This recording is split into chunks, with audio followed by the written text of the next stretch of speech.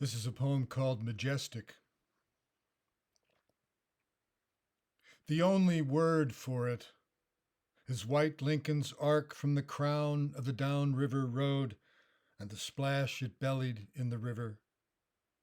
Two other passers-by and I waded out and pulled him from the half-sunk wreck, the high collar of his vestments torn away for breathing, a rosary knotted in his hand.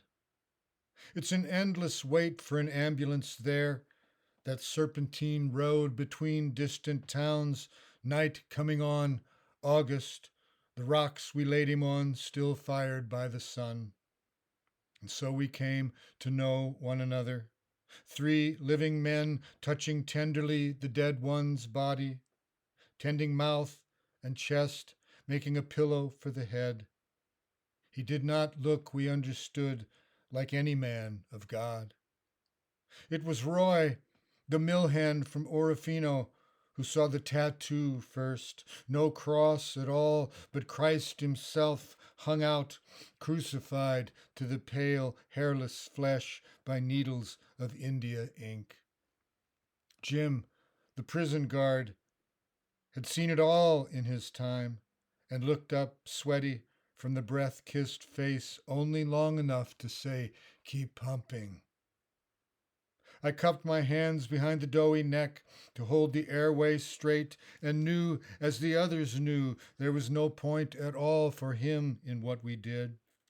After a while, we just stopped, and Jim began to talk about time and distance, the sight of the nearest phone, the speed of the first car he'd sent there. Roy lit a cigarette, traced the flights of nighthawks, and I waded back out to the Lincoln. In the open driver's door, a little eddied lake of papers and butts, where the river lapped the deep blue dash, a sodden Bible, and a vial of pills.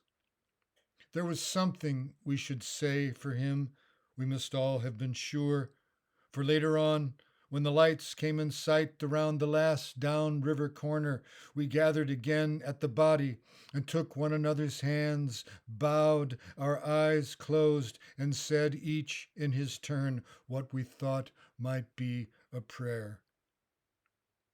Something huge sliced through the air then, but no one looked up, believing owl, saying owl, and at last opening our eyes just as the day's final light ripened purple and the black basalt we knelt on disappeared.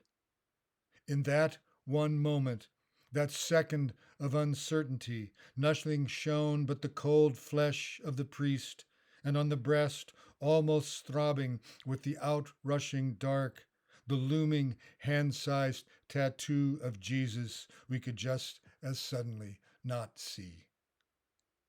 Bless the owl, then, for passing over once more and returning to us the breathable air, the new, unspectacular night, and the world itself trailing beneath its talons, still hanging on and making its bleats and whimpers before the noise and the night above the river swallowed it all. Thanks.